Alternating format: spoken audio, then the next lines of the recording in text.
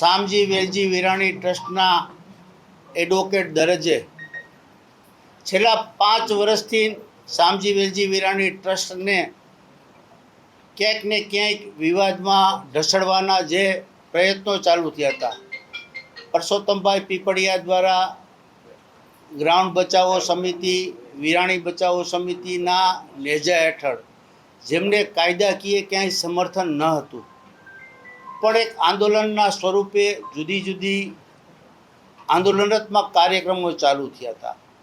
તેના અનુસંધાને શામજી વેલજી વિરાણી ટ્રસ્ટ દ્વારા ચેરિટી કમિશનરમાંથી એક પાર્ટ વેચવાની મંજૂરી મેળવેલ હતી. આ મંજૂરી મળતા આંદોલનો ચાલુ થયા હતા. ચેરિટી કમિશનર સાહેબની કોર્ટમાં પરસોત્તમભાઈ પીપળિયાએ પોતે પક્ષકાર તરીકે જોડાવાની અરજી કરેલી હતી. એ અરજી કાઢી નાખવામાં આવી હતી અને અંદાજે ચારક વર્ષ થયા. ત્યારબાદ ડેપ્યુટી કલેક્ટર સાહેબની કોર્ટમાં કેસ ચાલતો હતો. આ મેટરમાં પણ પરસોત્તમભાઈની અરજી કાઢી નાખવામાં આવેલી હતી. તેમને કોઈ લોકલ સ્ટેન્ડિંગ નથી, એમને કોઈ કાયદાનું સમર્થન નથી.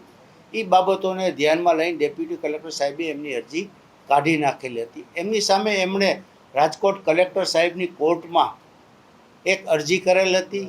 એ લાંબી સુનાવણીના અંતે મહેરબાન કલેક્ટર સાહેબે એમની અરજી કાઢી નાખેલ છે. એમનું કહેવાનું એવું છે, કેસનો હાર દેવો છે, લાંબા ગાળાની અસર જન્માવે એવો હુકમ છે કે ત્રાહિત વ્યક્તિઓને કોઈ અધિકાર નથી.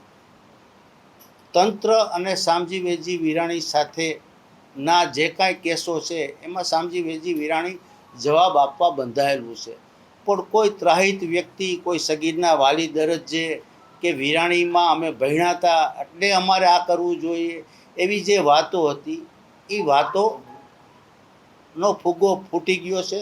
એને કાયદાકીય કોઈ સમર્થન નથી.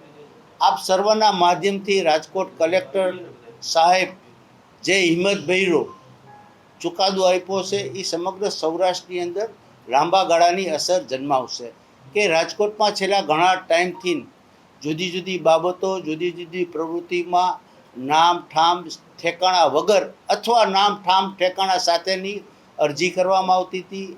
અરજદારોને, સામેવાળાઓને હેરાન કરવામાં આવતા હતા. આ મહેરબાન કલેક્ટર સાહેબના હુકમથી આવી બધી બાબતો ઉપર રોક લાગશે. શામજી વેલજી વિરાણી ટ્રસ્ટ અહીંયા અદ્યતન બિલ્ડિંગ ઊભું કરવાનું છે આગામી દિવસોમાં.